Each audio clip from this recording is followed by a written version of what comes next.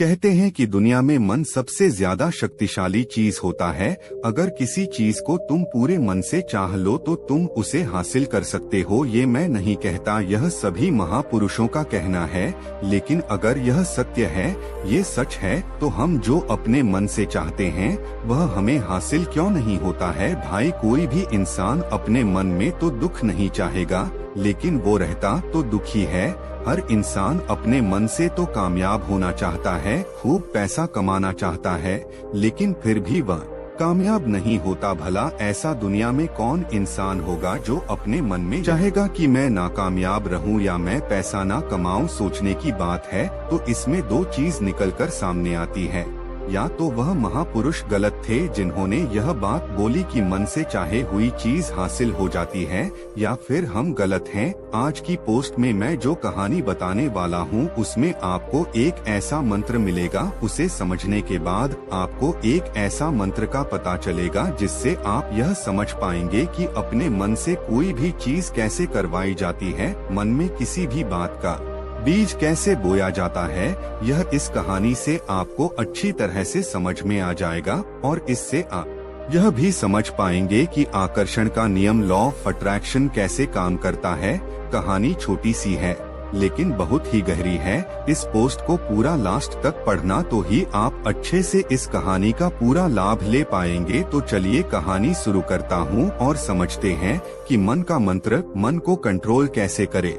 एक बार की बात है, एक आदमी के जीवन में सिर्फ दुख ही दुख थे। वह जो भी काम करता उस बेचारे का वह काम पूरा ही नहीं होता। घर में आता तो घर में कलेश बना रहता, किसी से कोई मदद मांगता तो कोई उसकी मदद नहीं करता। ऐसा लगता था कि चारों तरफ से उसके ऊपर दुख का पहाड़ टूट पड़ा है। उसे समझ नहीं आ रहा था कि मैं इन दुखों से कैसे पार पाऊं। वह दिन रात यही सोचता रहता था कि अपने दुखों से छुटकारा कैसे पाना है। इसी कारण से वह रात में सो भी नहीं पाता था। उसकी आंखों के नीचे बड़े बड़े काले घेरे बन गए थे, जो इस बात का प्रतीक थे कि वह आदमी कितना दुखी है और कितना चिंतित है। कभी कभी तो उसके मन में आत्महत्या करने के भी ख्याल आते थे, लेकिन अपने परिवार की चिंता करके वह यह कदम नहीं उठा पाता। वह इतना दुखी हो गया कि उसने निर्णय किया कि वह इन दुखों से छुटकारा पाकर ही रहेगा। इसके लिए चाहे उसे कितनी ही मेहनत करनी पड़े, कुछ भी करना पड़े, चाहे अंगारों पर चलना पड़े, लेकिन इन दुखों से छुटकारा हासिल करके रहेगा।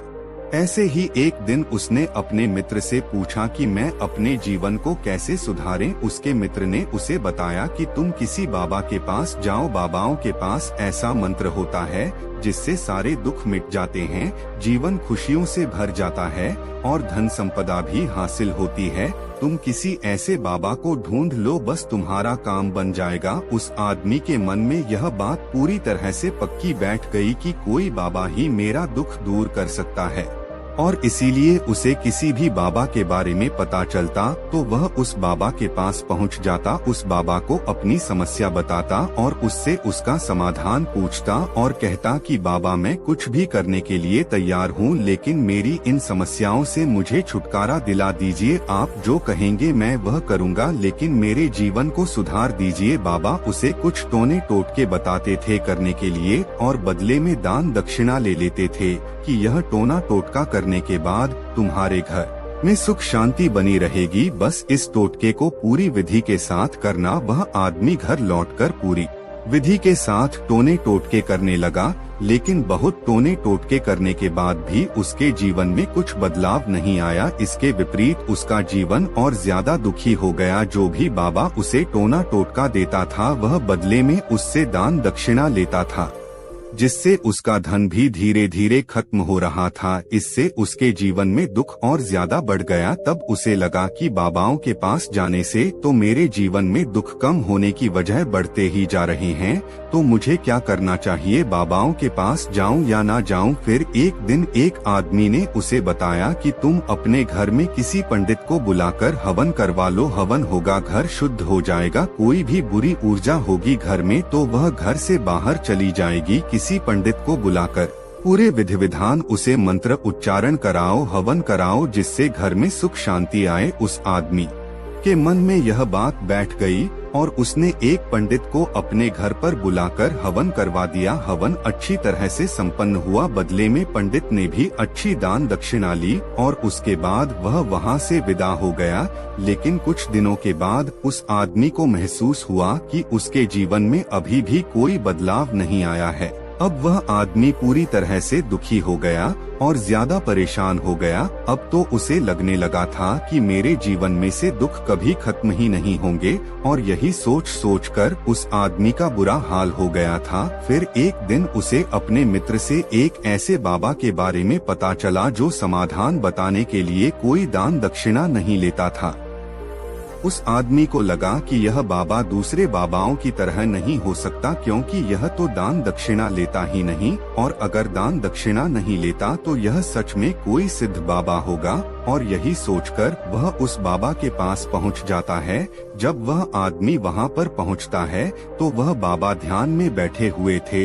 यह देखकर वह आदमी वहीं पर चुपचाप बैठकर ध्यान से बाहर आने का उनका इंतजार करने लगा। थोड़ी देर बाद बाबा ने आंखें खोली तो सामने एक दुखी और परेशान युवक को बैठे देखा। उसकी आंखों के नीचे काले घेरे देखकर ही समझ गया कि यह आदमी अपने जीवन से कितना परेशान है। उसे संबोधित करते हुए बाबा ने पूछा कि बच्चा, क्या चाहते हो?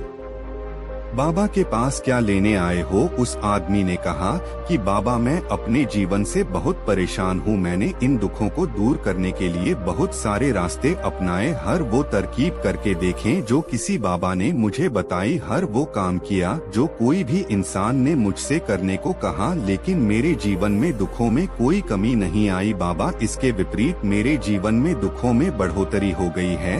मुझे समझ में नहीं आ रहा है कि मैं क्या करूं। कभी कभी तो मैं आत्महत्या करने की सोचता हूं, लेकिन मैं अपने परिवार की सोचकर मैं यह कदम नहीं उठाता हूं। मैंने आपके बारे में बहुत सुना है बाबा, और मैं बहुत उम्मीद के साथ आपके पास आया हूं। कृपया करके मुझे कोई ऐसा मार्ग बताएं जिससे मुझे अपने दुखों से छुटकारा मिल जाए। मैं अपने दुखों से छुटकारा पाने के लिए कुछ भी करने को तैयार हूं। आप मुझे कोई भी रास्ता बताएं, चाहे वह रास्ता कितना ही कठिन क्यों ना हो, मैं उसको पार करके रहूंगा। बाबा ने महसूस किया कि आदमी तो सच में बहुत परेशान है। बाबा ने उसकी बात सुनकर कहा कि बच्चा, दुखों को दूर करने के लिए मंत्र ऐसे ही नहीं मिलते हैं। मंत्र पाने के लिए कुछ करना पड़ता है। तुम कुछ कर सकते हो। यह सुनकर पहले तो उस आदमी ने सोचा कि यह बाबा भी मुझसे दान दक्षिणा मांगेंगे, लेकिन और कोई रास्ता ना पाकर उस आदमी ने कहा, बाबा, आपको जितना भी दान दक्षिणा चाहिए मैं देने के लिए तैयार हूँ, लेकिन आपका मंत्र सच्चा होना चाहिए, वह पूरा होना चाहिए, उसका फल मुझे मिलना चाहिए। उसके बाद मैं आपको जो भी दान दक्षिणा लेना चाहते हो मैं आपको दे दूंगा। बाबा ने कहा, दान दक्षिणा तो बहुत छोटी चीज है, मुझे वह नहीं चाहिए। इस पर वो आदमी सोच विचार करके बोला, तो बाबा, मैं अंगारों पर भी चलने के लिए तैयार हूँ, आप मुझे बस आज्ञा दीजिए। बाबा ने कहा कि अंगारों पर चलने वाली छोटी चीज में तुमसे नहीं कराने वाला हूँ। मैं जो तुमसे कराने वाला हूँ वह बहुत कठिन मंत्र है, उसे पूरा कर पाओगे? उसने कहा, बाबा, आप मुझे बताइए तो सही, मुझे करना क्या होगा? मैं कुछ भी करने के लिए तैयार हूँ। इस पर बाबा ने उसे कहा कि यहाँ से जब तुम अपने घर जाओ तो रास्ते में अपने मन में यह दोहराते जाना कि मैं सुखी हूँ, मैं सुखी हूँ। बार बार अपने मन में यही दोहराना, और याद रहे जुबान पर यह नहीं आना चाहिए, यह सिर्फ मन में दोहराना है। यह सुनकर वो आदमी बोला, बाबा, बस इतनी सी बात, यह तो मैं चुटकी बजाते कर लूंगा, लेकिन इससे होगा क्या? बाबा बोले कि इस मंत्र को करके तो देखो, वैसे भी तुमने इतने बाबाओं के मंत्र किए हैं, तो इस मंत्र को भी करके देख लो। उस आदमी ने सोचा कि बाबा कुछ दान दक्षिणा तो ले नहीं रहे हैं, और छोटा सा मंत्र है, इसे तो मैं कर ही लूंगा। वो बोला, ठीक है बाबा, मैं यह मंत्र जरूर करूंगा।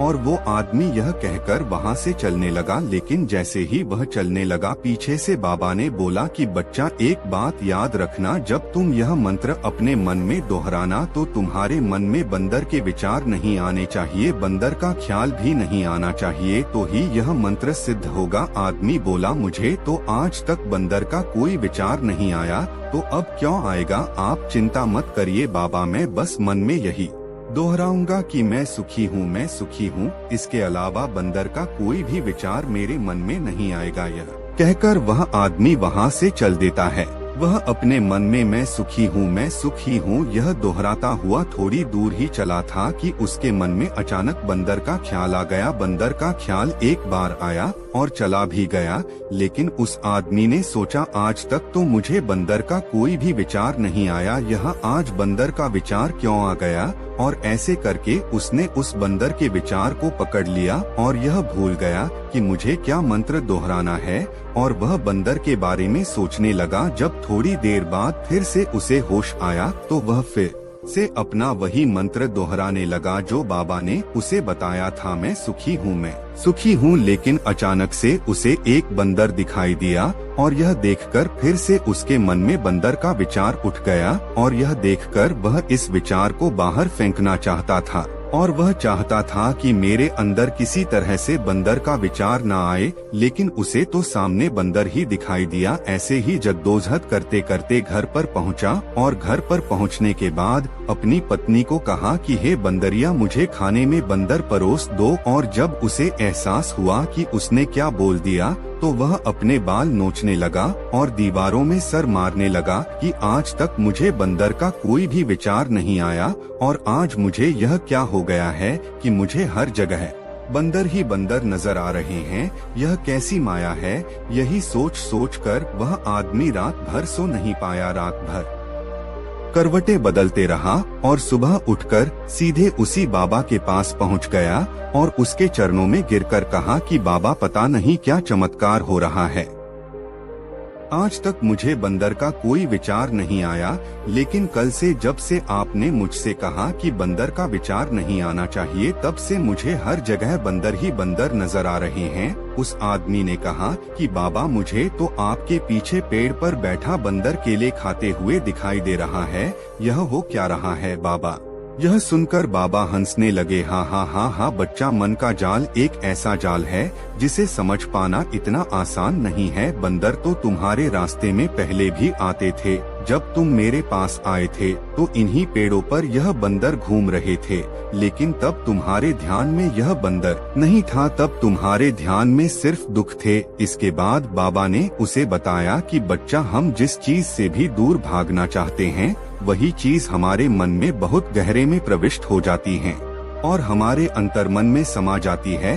असल में हम जिस चीज से छुटकारा पाना चाहते हैं उससे छुटकारा इसीलिए पाना चाहते हैं कि वह हमारे साथ बहुत गहरे से जुड़ी हुई है, और हम जितना ही उससे छुटकारा पाना चाहते हैं वह उतनी ही गहरी हमारे मन में बैठती चली जाती है और आखिरकार हमारे अंतर्मन में छा जाती है। ऊपर से तो हम चाहते हैं सुखी होना कि मैं सुखी हूँ, हमारे होंठ भी यही बोलते रहते हैं, लेकिन हमारे मन में दुख समाये होते हैं। हमारे विचारों में हमारे मन में दुख ही दुख दिखाई देते हैं, इसीलिए अपनी जुबान से बार बार यह बोलने से कि मैं सुखी हूँ, हम सुखी नहीं होंगे जब तक यह मंत्र हमारे अंतर्मन में प्रविष्ट नहीं होगा।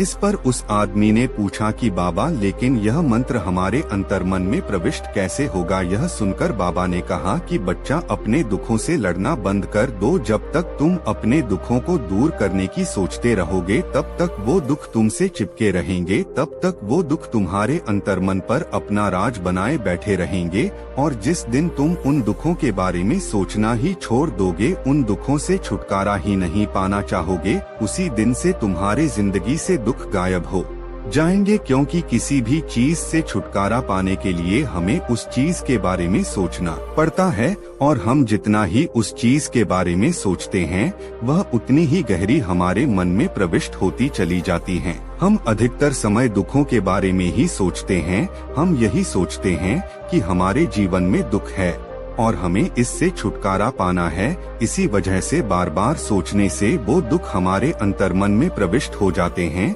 और हमें एहसास भी नहीं होता। इसीलिए अगर तुम दुखों से छुटकारा पाना चाहते हो तो दुखों से छुटकारा पाने के बारे में सोचना छोड़ दो, तुम्हें दुखों से छुटकारा मिल जाएगा। अक्सर आदमी धूम्रपान छोड़ना चाहता है, शराब छोड़ना चाहता है, सुबह अपने आप से यह वादा करता है कि मैं कोई भी गलत काम नहीं करूंगा, लेकिन शाम को जब लौटता है नशे में चूर होकर लौटता है। ऐसा क्यों होता है? जो हम सोच रहे हैं वह पूरा कर ही नहीं पा रहे हैं। असल में हम उस चीज को बहुत ज्यादा तवज्जो दे रहे हैं, उस चीज को बहुत ज्यादा अहमियत दे रहे हैं। जब भी हम उस चीज को छोड़ने के बारे में सोचते हैं तो हम उसकी इम्पोर्टेंस यानी कि विशेषता और ज्यादा बढ़ा देते हैं। हमारा मन उस चीज के बारे में जितना ज्यादा सोचेगा, शराब या धूम्रपान छोड़ने के बारे में जितना ज्यादा सोचेगा, हमारा मन उतना ही उस चीज के पीछे ज्यादा भागेगा। हमें उस चीज से लड़ना नहीं है, बल्कि बिना सोचे